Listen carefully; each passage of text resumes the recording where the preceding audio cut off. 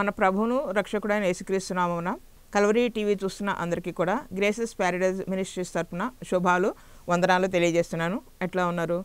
నూతన సంవత్సరంలో వచ్చి అప్పుడే ఒక నెల మరి గడిచిపోతుంది. అయితే మరి సంవత్సరం మొదటి నుంచి కూడా చూసుకుంటే ప్రపంచం అంతా కూడా చాలా అల్లకల్లోలంగా ఉంది. ఎక్కడ చూసినా కూడా భయానక వాతావరణం, భీతి, ప్రతి ప్రజల్లో కూడా ఏమవుతుందో, ఎట్లా ఉంటామో అనేటువంటిది భయం కలుగుతూ ఉంది. ఈ భయం కలగడానికి కారణం కనుక చూసుకుంటే చాలా పరిస్థితులు ఉన్నాయి.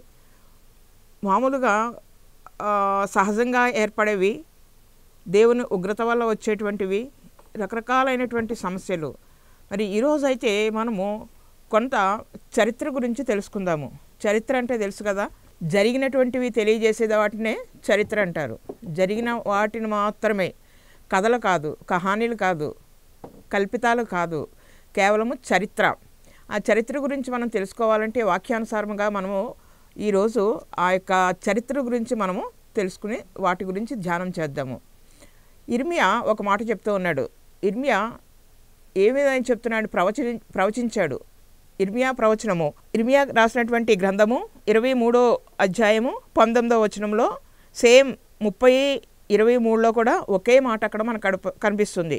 ఇర్మియా రాసినటువంటి గ్రంథము 23వ అధ్యాయము 19లోను 23వ వచనంలో అది ఏంటంటే, ఇదిగో యెహోవా వాక్కు మహోగ్రతను పెనుగాలి బయలువెళుచున్నది. అది భీకరమైన పెనుగాలి, అది దుష్టుల తల మీదకి పెళ్ళున దిగును.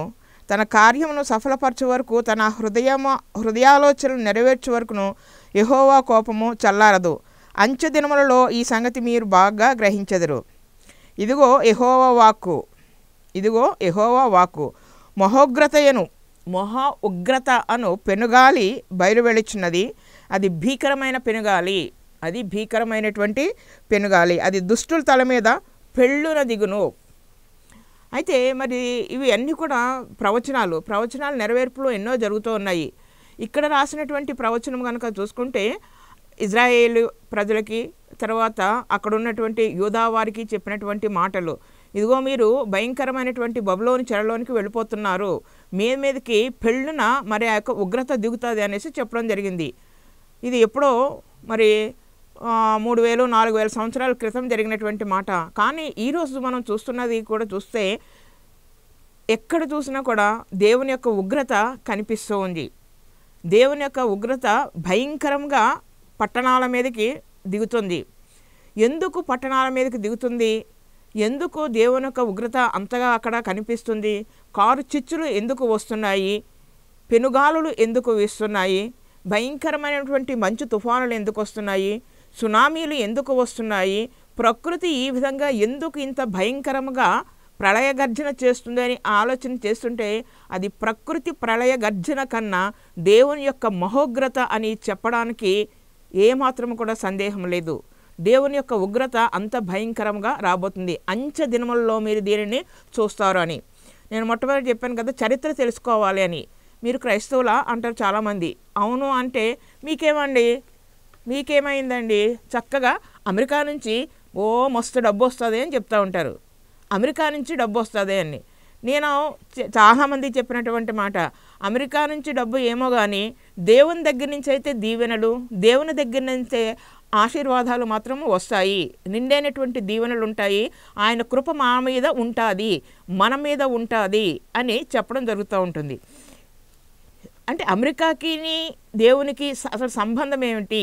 యేసుప్రభు వారికి అమెరికాకి ఏమైనా సంబంధం ఉందంటే ఏమీ లేదు. యేసుక్రీస్తు వారు పుట్టినప్పుడే మరి కాలము 2గా విభజించబడింది. ఒకటి బీసీ అంటున్నారు, ఒకటి ఏసీ అంటున్నారు. మరి యేసుక్రీస్తు వారు పుట్టకముందు బిఫోర్ క్రైస్ట్ కనుక చూసుకుంటే ఎన్నో జరిగినాయి. మరి యేసుక్రీస్తు వారు పుట్టిన తర్వాత, ఆయన చనిపోయిన తర్వాత కాలము విభజించడం జరిగింది. విభజించిన తర్వాత 16వ శతాబ్దంలో జరిగినటువంటి మాటలు నేను చెప్తున్నాను. 16 శతాబ్దాల్లో జరిగినటువంటి మాటలు. నూతన ఆవిష్కరణలు చాలా జరిగినాయి, నూతనమైనటువంటి విషయాలు ఎన్నో కనుక్కున్నారు. అప్పుడు మరి చేసినటువంటి కనుక చూసుకుంటే ముఖ్యంగా ప్రింటింగ్ ప్రెస్, ముద్రణ ఆలయాల్ని వాళ్ళు కనుక్కున్నారు, యంత్రాలను కనుక్కున్నారు. మొట్టమొదటిగా ప్రింట్ చేసింది ఏంటంటే పరిశుద్ధ గ్రంథాన్నే, బైబిల్ని వారు ప్రింట్ చేశారు. పరిశుద్ధ గ్రంథాన్ని ఆయన ప్రింట్ చేయడం జరిగింది. తర్వాత ఇంకా కనుక చూస్తే అందరి చేతుల్లో కూడా బైబిల్ వచ్చింది. అనేక మంది యేసుక్రీస్తుని సొంత రక్షకుడుగా అంగీకరించి అవలంబించి ఆయన యొక్క మార్గము చొప్పున ఆయన మాటల్లో నడవడం మొదలుపెట్టారు. హృదయపూర్వకంగా ఎప్పుడైతే అట్లా వాళ్ళు చేస్తూ ఉన్నారో మరి సహించినటువంటిది చాలామంది ఏం చేస్తూ ఉంటారంటే వీరు క్రీస్తుని నమ్ముకున్నారు అని చెప్పి చాలా భయంకరమైనటువంటి శిక్షలు విధించడం జరిగింది. ఆ సమయంలో చూసుకుంటే గ్రీకు దేశస్తులు విజ్ఞానం కోసం నెగుతూ ఉన్నారు. అట్లాగే యూదులు మరి సూచన క్రియలు అడుగుతూ ఉన్నారు. ఇట్లా రకరకాలుగా ఉంది ప్రపంచం అంతా కూడా. కానీ ఈ యొక్క యూరప్ కంట్రీస్ అంటే ఐరోపా ఖండంలో ఉన్నటువంటి చిన్న చిన్న దేశాలు అందరూ కూడా చాలా విజ్ఞానాన్ని పొందుకున్నారు. వాళ్ళంతా కూడా అన్నీ కూడా నూతన ఆవిష్కరణలు, పారిశ్రామిక విప్లవం అన్నారు. పరిశ్రమల్లో విప్లవాలు వచ్చినాయి. కరెంటు కనుక్కోవడం జరిగింది. మెయిన్ మ్యాప్ తయారు చేశారు. ప్రపంచ పటాన్ని తయారు చేశారు. దిక్చూచి కనుక్కున్నారు. తర్వాత మరి టెలిస్కోప్ను కనుక్కున్నారు. ఇంకా చెప్పాలంటే రకరకాలైనటువంటి అన్ని యంత్రాలు కూడా కనుక్కోవడం జరిగింది. ఈ యంత్రాలు ఎప్పుడైతే వారు కనుక్కున్నారో మన భారతదేశానికి కూడా మరి ఓడ మీద సముద్ర మార్గం మీద ఫస్ట్ వచ్చింది ఎవరంటే వాస్కో డి గామా వచ్చాడు. వాస్కో డి గామా 16వ శతాబ్దంలో భారతదేశానికి రావడం జరిగింది. తర్వాత ఇంకొక ఆయన కూడా బయలుదేరాడు. ఆయన పేరు కొలంబస్. మరి అందరికీ కూడా తెలుసు, చదువుకున్నటువంటి వాళ్ళందరూ కూడా మీరు హిస్టరీలో ఇవన్నీ కూడా తెలుసుకునే ఉంటారు. మరి కొలంబస్ బయలుదేరినప్పుడు అతను కూడా ఏమనుకున్నాడంటే నేను కూడా ఇండియాకి వెళ్ళాలి, భారతదేశానికి రావాలి అని అనుకున్నాడు. వచ్చాడు, కానీ ఎక్కడికో వెళ్ళిపోయాడు. దారి తప్పి వెళ్ళిపోయినప్పుడు ఆయన వెళ్ళి ఎక్కడికి వెళ్ళాడంటే అక్కడ వెళ్ళిన ప్రాంతానికి వెస్ట్ ఇండీస్ అని పేరు పెట్టాడు. అక్కడ ఉన్నటువంటి వాళ్ళని చూసి వీళ్ళు ఎర్రగా ఉన్నారని రెడ్ ఇండియన్స్ అని పేరు పెట్టాడు. కానీ అది ఎక్కడికి అతను వెళ్ళిందంటే ఇండియా కాదు, అతను వెళ్ళింది అమెరికాకి. అంటే అప్పటి వరకు కూడా ప్రపంచానికి ఈ యొక్క 5 ఖండాల గురించే తెలుసు, కానీ 2 ఖండాల గురించి తెలియదు. ఉత్తర అమెరికా కానీ దక్షిణ అమెరికా కానీ ఎవరికి కూడా తెలియదు. ఎప్పుడైతే కొలంబస్ తర్వాత అమెరికన్ అని ఇంకొక ఆయన వెళ్ళాడనమాట, ఆయన పేరు మీద ఈ అమెరికా అనేది రావడం జరిగింది. ఇట్లాగా అందరూ కూడా అక్కడికి వెళ్ళడం జరిగింది. అయితే మరి అప్పట్లో అమెరికాలో కనుక చూసుకుంటుంటే కేవలము ఆటవిక జాతుల వారు 3 జాతుల వారు మాత్రమే అక్కడ నివసిస్తూ ఉండేటువంటి వారు. వీరు ఎట్లా అంటే అసలు ఏమి కూడా వాళ్ళకి ఏది కూడా తెలియదు అనమాట. వారు కూడా సూర్యుడిని దేవుడిగా ఆరాధిస్తూ ఉండేటువంటి వారు, ప్రకృతిని ఆరాధన చేసినటువంటి వారు. మరి చాలా తక్కువ జనాభా ప్రదేశం అయితే చాలా విపరీతంగా ఉంది, కానీ అక్కడ ఉన్నటువంటి జనసంఖ్య చాలా తక్కువగా ఉంది. ఎప్పుడైతే ఇట్లా వీళ్ళు ఈ యొక్క నూతన ఆవిష్కరణలు చేశారో, ఎప్పుడైతే ఈ యొక్క అమెరికా కనుక్కొనబడిన తర్వాత చాలామంది ఈ యొక్క అమెరికా వెళ్ళడానికి ఉత్సాహపడ్డారు. ఎందుకు వాళ్ళు వెళ్ళారు అంటే మొట్టమొదట అమెరికాకు వెళ్ళింది ఎవరు అని కనుక ఆలోచన చేసుకుంటే ప్యూరిటన్స్ అన్నారు. పరిశుద్ధులు లేదా ఈ ప్యూరిటన్స్ అనేవాళ్ళు ఎందుకు అమెరికాకు వెళ్ళారంటే మేము నమ్మినటువంటి మా దేవుడైనటువంటి యేసయ్యని మేము హృదయపూర్వకంగా ఆయనని ఆరాధించాలి. మేము మా దేవుని హృదయపూర్వకంగా ఆరాధించాలి, మా దేవుణ్ణి మేము స్తుతించాలి. ఆయన యొక్క ఆజ్ఞ ప్రకారము ఆయన ఇచ్చినటువంటి 10 ఆజ్ఞలు మేము నెరవేర్చుకుంటూ స్వేచ్ఛగా స్వతంత్రంగా జీవించాలి. ఇక్కడ చూసుకుంటే మరి అన్ని కండిషన్స్ ఉన్నాయి. ఒకవైపుగా కనుక చూసుకుంటే యుఎస్ఎస్ఆర్ ఉంది. అంటే మరి అంతా కూడా ఎక్కడ ఉన్నారు, ఈ దేశాలన్నీ కూడా ఐరోపా అంతా కూడా దేని మీద ఆధారపడిందంటే మానవ శక్తి మీద ఆధారపడింది. దేవుడు లేడు, మనుషులు చేతులు బిగించి ఎప్పుడైతే పని చేస్తారో, కార్మికులు ఎప్పుడైతే పని చేస్తారో దేన్నైనా కూడా సాధించగలుగుతారు అనేటువంటి స్థితిలో వీళ్ళు ఉన్నారు. మరి అట్లాంటి స్థితిలో వీళ్ళేమో లేదు దేవుడు అని చెప్పి మా దేవుణ్ణి మేము హృదయపూర్వకంగా ప్రార్థన చేయాలి అనేసి వీళ్ళు అనుకున్నారు. ఎవరైతే హృదయపూర్వకంగా ప్రార్థన చేయాలి, ఆయనని స్వేచ్ఛగా మేము దేవుని ఆరాధించాలి అనుకున్నటువంటి యొక్క ప్యూరిటన్స్, పరిశుద్ధులైనటువంటి వారు అంతా కూడా అమెరికాకి వలస వెళ్ళిపోవడం జరిగింది. అమెరికాకు వలస వెళ్ళిపోయిన తర్వాత వాళ్ళు చక్కగా దేవుని ఆరాధించడం ప్రారంభించారు, దేవుని స్తుతించడం ప్రారంభించారు, దేవుని ఘనపరచడం ప్రారంభించారు. వారు ఎంతగా దేవుణ్ణి ఆరాధన చేశారంటే విత్ ఇన్ 200 సంవత్సరాలలోనే ప్రపంచంలోనే నెంబర్ 1 పొజిషన్గా అమెరికా రావడం జరిగింది. అంటే దేవుడు చెప్పినటువంటి మాట ఏది కూడా నిరర్ధకము కానే కాదు. ప్రతిదీ జరుగుతుంది, జరిగి తీరుతూనే ఉంటుంది. నన్ను నమ్మినటువంటి వారిని నేను తలగా ఉంచుతాను, తోకగా ఏనాడు కూడా ఉంచను అని ఆయన చెప్పడం జరిగింది. మరి అట్లాగే అక్కడికి వెళ్ళినటువంటి ఈ యొక్క పరిశుద్ధులంతా కూడా వాళ్ళు ఏమని చెప్పారు? మేము నమ్మినటువంటి దేవుడు, మీరు సృష్టిని పూజ చేస్తున్నారు, సృష్టికర్తను మీకు తెలియదు కాబట్టి తెలుసుకోండి అని అక్కడ ఉన్నటువంటి వారికి అందరికీ కూడా తెలియజేయడం జరిగింది. తర్వాత వారు స్వేచ్ఛగా దేవుణ్ణి ఆరాధించుకోవడం మొదలుపెట్టారు. అలాగే వాళ్ళు చేసినటువంటి పనులు కనుక చూసుకుంటే మరి చక్కగా పాఠశాలలు, స్కూల్స్, కాలేజెస్ అన్నీ కూడా అక్కడ స్థాపించడం జరిగింది. తర్వాత హెల్త్ విషయంలో కూడా, ఆరోగ్య విషయంలో కూడా చూసుకుంటే చక్కగా ఆరోగ్యానికి సంబంధించినటువంటి హాస్పిటల్స్ అన్నీ కూడా వాళ్ళు అక్కడ ప్రారంభించారు. చక్కగా మరి దేవునిలో ఉండడం వల్ల వాళ్ళు ఎంతగా దీవించబడ్డారంటే మనం వాడుతున్న ప్రతి వస్తువు కూడా ఇప్పుడు ఎక్కడి నుంచి వస్తుందంటే వారి దగ్గర నుంచే మనకి రావడం జరుగుతూ ఉంటుంది. కనిపెట్టడం జరిగింది అక్కడే. కోల్గేట్ కానీ మిగతా ఏదైనా కూడా అసలు వాళ్ళు మరి దేవునికి ఇవ్వడంలో కూడా ఎట్లా ఉంటుందంటే పూర్తిగా అన్నమాట. దేవుడు 10వ భాగాన్ని ఇమ్మన్నాడు, కానీ వీళ్ళైతే 10వ భాగం కాదు, 20, 30, 40, 50, 60, 70 వాళ్ళని దేవుడు దీవించిన కొలది వాళ్ళు దేవునికి ఇచ్చేది చాలా ఎక్కువైపోయింది. కాబట్టి దేవుని యొక్క కృప ఆ దేశం మీదకి కృమ్మరించబడింది. యేసుక్రీస్తు వారు పుట్టింది అమెరికాలో కాదు, యేసుక్రీస్తు వారు సిలువ వేయబడింది అమెరికాలో కాదు. కానీ యేసుక్రీస్తుని నమ్మినటువంటి ప్రజలు ఎప్పుడైతే ఆయనని హోల్ హార్టెడ్గా ప్రార్థన చేయడం మొదలుపెట్టారో, ఆయన యొక్క కట్టడల్ని అనుసరించి నడవడం ప్రారంభించారో, పరిశుద్ధతని ఎంతగా వాళ్ళు ప్రేమించారో, ఎంత పరిశుద్ధంగా వాళ్ళు ఉన్నారో అందుకే దేవుడు వారిని అంతగా దీవించాడు. మరి ఒకవైపున చూసుకుంటే కమ్యూనిస్టు దేశాలన్నీ కూడా మేమంటే మేమని పోటీ పడ్డటువంటివి చాలా ఉన్నాయి. అటు అమెరికా, ఇటు రష్యా చాలా హోరాహోరి ప్రతి విషయంలో కూడా, టెక్నాలజీ విషయంలో కానీ, లేకపోతే అమెరికా చంద్రమండలం మీదకి వెళ్ళే విషయంలో కానీ వీళ్ళొక ర్యాకెట్ పంపితే వాళ్ళొక ర్యాకెట్, వాళ్ళొకటి ఎంత నెంబర్ 1 అంటే మేము అనుకుని ఎప్పుడు చూసినా కొట్లాట్లు, ఫైటింగ్లో ఉండేటువంటి పరిస్థితి. కానీ దేవుడు మరి అమెరికా పక్షాన ఉండి ఎంతగానో అమెరికాని దీవించాడు, అమెరికాని ఆశీర్వదించడం జరిగింది. మరి ఇప్పుడు కూడా చూడండి, అందరూ కూడా ఏమంటారు, కలలుగంటూ ఉంటారు అమెరికా వెళ్ళాలని. యూత్ మరి ముఖ్యంగా అమెరికా వెళ్ళాలి, చక్కగా చదువుకోవాలి, అక్కడ స్థిరపడాలి, బాగా ధనాన్ని సంపాదించాలి అని అనుకుంటున్నారు. ఒక 200 సంవత్సరాలు అయిపోయింది, 300 సంవత్సరాలు అయిపోయింది.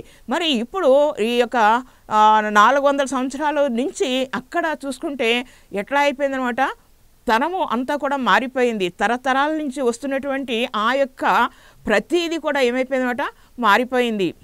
ఏమి మారిపోయిందంటే అక్కడ మరి విగ్రహారాధన మొదలైంది. భయంకరమైనటువంటి విగ్రహారాధన అక్కడికి ప్రవేశించడం జరిగింది. అదే అయిపోయింది, విగ్రహారాధన అయిపోయింది. తర్వాత ఇంకా చూసుకుంటే ఎక్కడ చూసినా కూడా భయంకరమైనటువంటి పరిస్థితి, కుటుంబాలు నాశనం అయిపోయేటువంటి పరిస్థితి.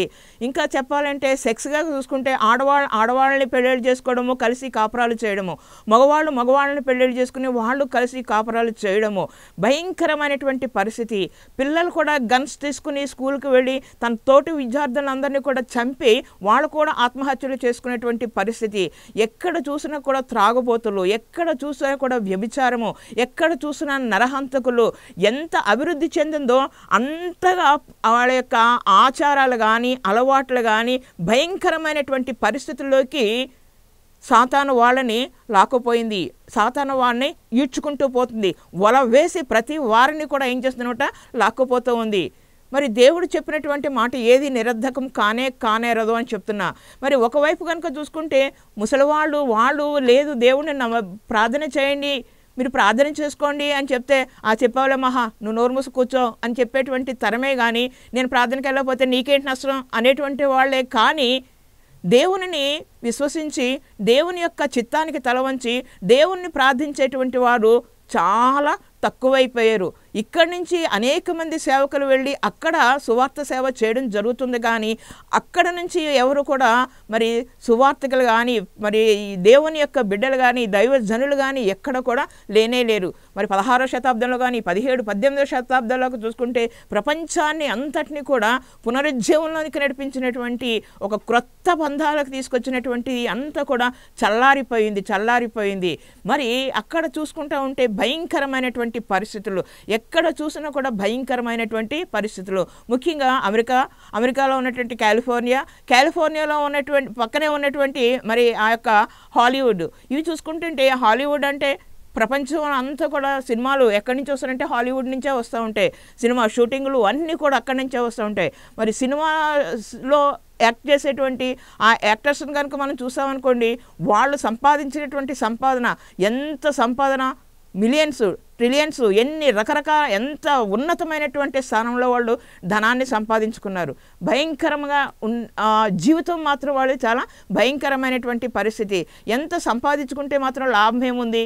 దేనికి కూడా లోబడక దేవుని యొక్క మాటకు కానీ దేవుని యొక్క చిత్తానికి కానీ తల వంచుకోకుండా ఇష్టానుసారమైనటువంటి జీవితాలు జీవిస్తున్నప్పుడు మరి దేవుని యొక్క ఉగ్రత దిగుతుంది, తప్పక దిగుతూ ఉంటుంది. అందుకనే ఇర్మియా చెప్పినటువంటి మాట, ఇదిగో యెహోవా వాక్కు, ఇదిగో యెహోవా యొక్క మహోగ్రతయను పెనుగాలి బయలువెడుచున్నది, అది భీకరమైన పెనుగాలి, అది భీకరమైనటువంటి పెనుగాలి, అది దుష్టుల మీదకి పెళ్ళున దిగును. మొట్టమొదటిగా దేవుడు కొంచెం సిగ్నల్స్ ఇస్తూనే ఉంటాడు, జాగ్రత్త, భయంకరమైనటువంటి పరిస్థితులు మీ మీదకి రాబోతున్నాయి, మిమ్మల్ని మీరు రక్షించుకోండి, మీరు మారుమనసు పొందండి, మీ ప్రవర్తన మార్చుకోండి అని సర్పసంతానం గురించి ఎంతగానో హెచ్చరిస్తూ ఉన్నా కూడా ఏమాత్రం కూడా లక్ష్య పెట్టుకోకుండా ఇష్టానుసారమైనటువంటి జీవితాలను ఎప్పుడైతే జీవిస్తూ ఉన్నాడో, మరి కొత్త సంవత్సరము మొదటి వారంలోనే భయంకరంగా మరి ఆ యొక్క కాలిఫోర్నియా, ఆ హాలీవుడ్ అంతా కూడా కాలిపోవడం జరిగింది. కొన్ని వేల ఎకరాలు అంతా కూడా కాలిపోయినాయి. ఆ యొక్క కొండలు భయంకరంగా కాలిపోతున్నాయి. ఎక్కడ కూడా మరి చెట్లు అంత ఎప్పుడో ఎన్నో సంవత్సరాల నుంచి ఉన్నటువంటి చెట్లన్నీ కూడా కాలి మాడి బూడిదై ఎంత భయంకరమైనటువంటి పొగలు క్రమ్ముకుంటున్నాయో టీవీలో న్యూస్లో చూస్తూనే ఉన్నాము. రకరకాలైనటువంటి పరిస్థితి, వాటిని ఆర్పడానికి ఎక్కడ కూడా వాటర్ లేదు, నీళ్లు లేవు. మరి హెలికాప్టర్ మీద నుంచి నీళ్లు తీసుకొచ్చి వెళ్తే అది ఏ పక్కకు పోతుందో తెలియదు. ఎంత చేసినా కూడా ఆ కారు చిచ్చుని ఎవరు కూడా ఆపలేనటువంటి పరిస్థితి. భయంకరంగా అది తగలబెట్టేస్తుంది, వచ్చేస్తుంటే ఎక్కడ వాళ్ళు అక్కడ మరి కోట్ల అధిపతులు అయినటువంటి వారంతా కూడా వాళ్ళ యొక్క వెహికల్స్ తీసుకొని, 4 వీలర్స్ తీసుకుని, మరి కార్లు తీసుకుని వాళ్ళంతా కూడా బయటికి పరిగెత్తుకుంటూ వచ్చేసారు. వచ్చి వాళ్ళు తెచ్చుకున్నటువంటి వాళ్ళ ఇంపార్టెంట్ ఏ అయితే డాక్యుమెంట్స్ ఉంటాయో, ఏ అయితే పత్రాలు ఉంటాయో అవన్నీ కూడా వాళ్ళు తెచ్చుకుని కారులో బయలుదేరి వెళ్ళిపోతున్నారు. కానీ ఎంత దూరం వెళ్ళారు? ట్రాఫిక్ జామ్ అయిపోయింది. ముందంతా కూడా ఎక్కడికి వెళ్ళడానికి లేకపోతే కట్టుబట్టలతోటి ఆ ఒక హ్యాండ్ బ్యాగు, ఒక బ్యాగ్ మాత్రమే పట్టుకొని కోట్ల ఖరీదు చేసేటువంటి కార్లు అన్నిటిని కూడా వదిలేసి వాళ్ళు మరి పరిగెట్టడం ప్రారంభించారు. ఎందుకు పరిగెట్టడం ప్రారంభించారంటే, బ్రతికుంటే బలుసాకు తినవచ్చు, బ్రతికుంటే ఎట్లా అనాలా జీవించవచ్చు, ఈ అగ్నికి ఆహత అయిపోవడం కష్టం అని చెప్పేసి వాళ్ళు పరిగెట్టుకుంటూ మరి భయంకరమైనటువంటి అగ్ని జ్వాలల నుంచి బయటికి రావడం జరిగింది. ఇదంతా కూడా చూస్తున్నటువంటి మనకి ఎంతగానో కనువిప్పు. మనము దీనిని చూసి నేర్చుకోవాల్సింది ఏంటంటే, దేవుని యొక్క మహోగ్రత, భయంకరమైనటువంటి ఉగ్రత ఆనాడు సొదొమ గొమొర్రాల మీద దిగింది. అంతకుముందు కనుక చూసుకుంటే భయంకరమైన జలప్రళయం వచ్చింది. జలప్రళయంతో ప్రపంచం అంతా కూడా మునిగిపోయింది. తర్వాత మరి సొదొమ గొమొర్రా మీద అగ్ని గంధకాలు కృమ్మరించబడి ఆ పట్టణాలు కూడా కాలిపోయాయి. ఇప్పుడు కూడా అక్కడ చిన్న పచ్చిక కూడా మొలవదు, అంతటి ఉగ్రతకి గురైంది. ఈనాడు కూడా మరి యొక్క కాలిఫోర్నియాలో, మరి యొక్క హాలీవుడ్లో అంత భయంకరమైనటువంటి పరిస్థితి రావడానికి కారణం ఏంటంటే, మెయిన్ ఏంటంటే అది మానవుల యొక్క తప్పుదల లేక దేవుని యొక్క ఉగ్రత. అంటే రెండూను, దేవుని యొక్క ఉగ్రత మెయిన్. అలాగే దేవుని యొక్క ఉగ్రత ఎందుకు వచ్చిందంటే, మనుషులు చేస్తున్నటువంటి భయంకరమైనటువంటి పాపమును బట్టి. భయంకరమైనటువంటి పాపమును బట్టి. అందుకని అంటున్నాడు కదా, తన కార్యములు సఫలమపరచు వరకును తమ హృదయాలోచనలు నెరవేర్చే వరకును యెహోవా కోపము చల్లారదు. అంచె దినముల్లో ఈ సంగతి మీరు బాగుగా గ్రహింతురు. ఇప్పటికైనా మనము గ్రహించాలి, మన చుట్టూ జరుగుతున్నటువంటి విషయాల్ని గమనించాలి, మన కుటుంబంలో జరుగుతున్నటువంటి విషయాలను మనం గమనించాలి. ఏం జరుగుతుంది, ఎట్లా ఉంటుంది, మనము మన యొక్క కుటుంబంలో శాంతి సమాధానాలతో జీవిస్తున్నామా లేదా, మన పట్టణాలు ఏ విధంగా ఉంటున్నాయి, మన దేశం ఏ విధంగా ఉంటుంది ఆలోచన చేయాలి. మార్పు రావాలి, ప్రతి వారిలో కూడా మార్పు రావాలి. మార్పు అంటే దేవుని యొక్క భయము కలగాలి, దేవుని యందు భయము భక్తి కలిగినటువంటి మార్పు రావాలి. ఆయన నీకున్నటువంటి ఆశంతా నాకు ఇచ్చేసే అని ఎప్పుడూ అడగలేదు. నీకున్నటువంటి వెండి అంతా తీసుకురా, నీకున్నటువంటి బంగారం అంతా కూడా నాకు తీసుకొచ్చి ఇచ్చేసే అని ఏనాడు కూడా దేవుడు మనల్ని అడగలేదు. ఆయన అడిగింది కేవలము నీ యొక్క హృదయాన్ని మాత్రమే.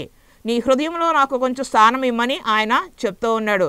నిజమే, ఆయనకి హృదయంలో స్థానం ఇవ్వకుండా ఎంతమంది మరి చక్కగా ఎంతగా దేవుని యొక్క సువార్త ప్రకటించబడుతుందో, అదేవిధంగా ఇంకొక వైపున అపవాది కూడా అంత ప్రబలంగా సువార్తని అడ్డగించడానికి వింటారు. కానీ వారి యొక్క చెవులు మందగించిపోయి వాటి గురించి ఏమి కూడా ఆలోచన చూడరు.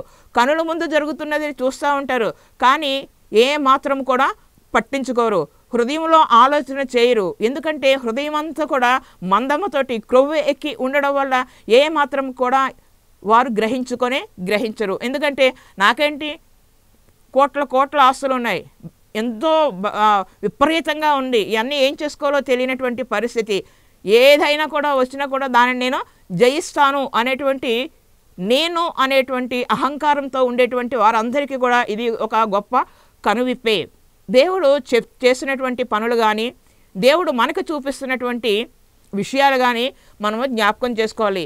మరి కారు చిచ్చులు, అక్కడ గాలి ఎంత 120 కిలోమీటర్ల స్పీడ్ తోటి గాలి వీచడం వలన మరి అక్కడ ఎక్కడైతే అగ్ని పుట్టిందో, ఎక్కడైతే భయంకరంగా అడవులు తగలబడడం మొదలుపెట్టాయో, అక్కడి నుంచి మరి ఎన్ని రోజుల క్రితం అక్కడ అగ్ని స్టార్ట్ అయ్యిందో అది అట్లా రాచుకుంటూ బ్రహ్మాండం అయిపోయి భయంకరంగా మొత్తం అంతా కూడా తగలబెట్టేసింది.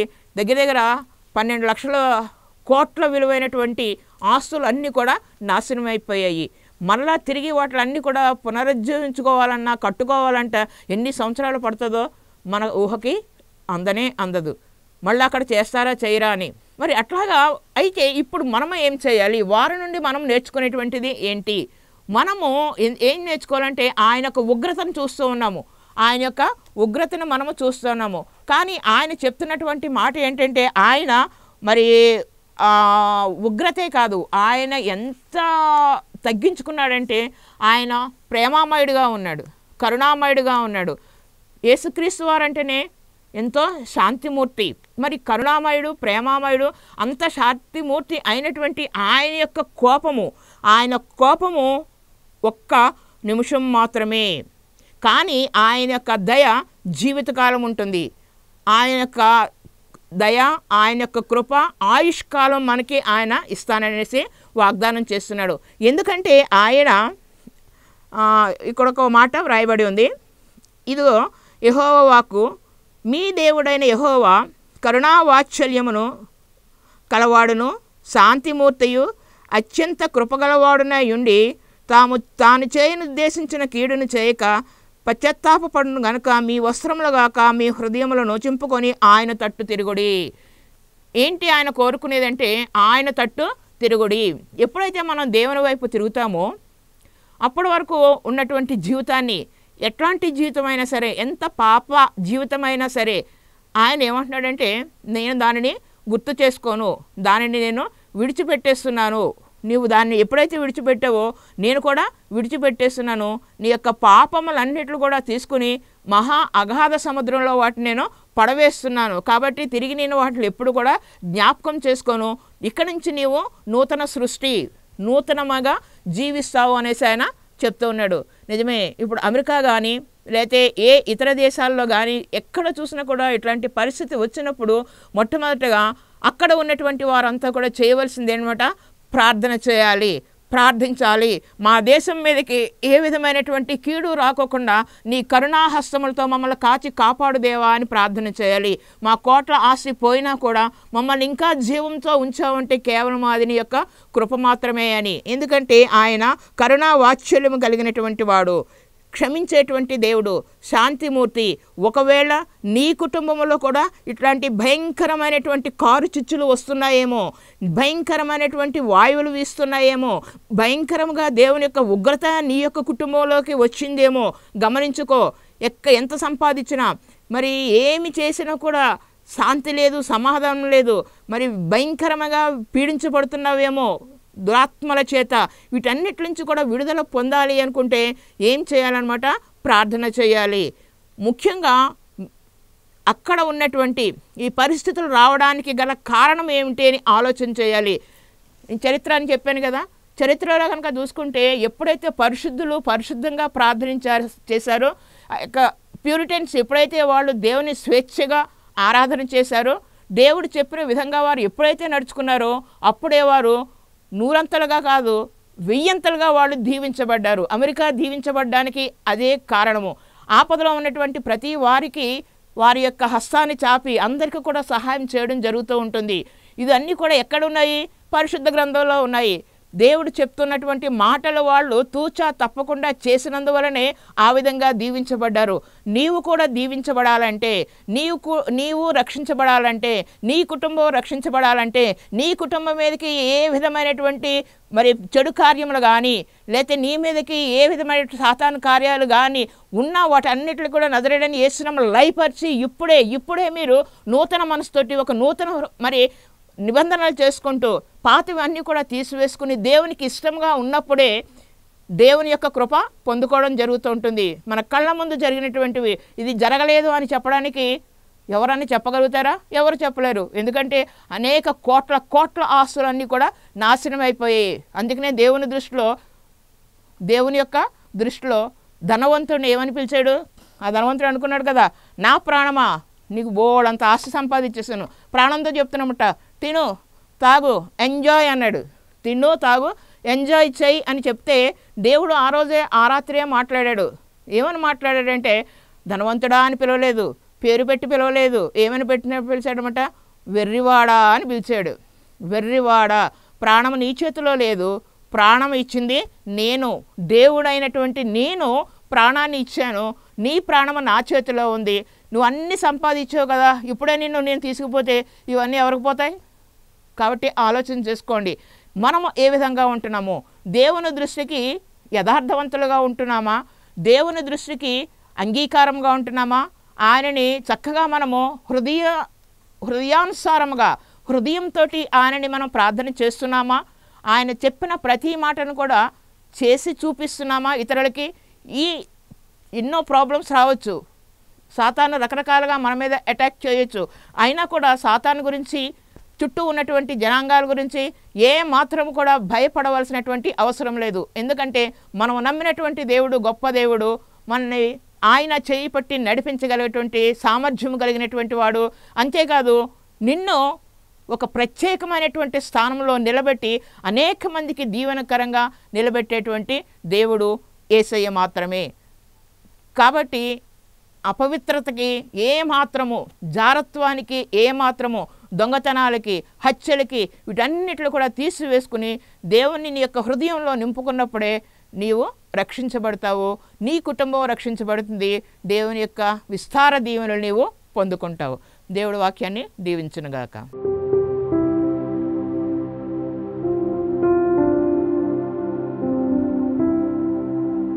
అత్యున్న సింహాసనం మీద ఆశీర్వడమైనటువంటి మా దేవా, నీకే వందనాలు, స్తుతులు, స్తోత్రాలు. అవును ప్రభా, మరి నాయన ఆనాడు ప్రభా, మరి నాయన 16వ శతాబ్దంలో కనుక్కున్నటువంటి అమెరికా అనే ప్రభా, మరి నాయన మీరు ఎంతగానో దీవించారు తండ్రి.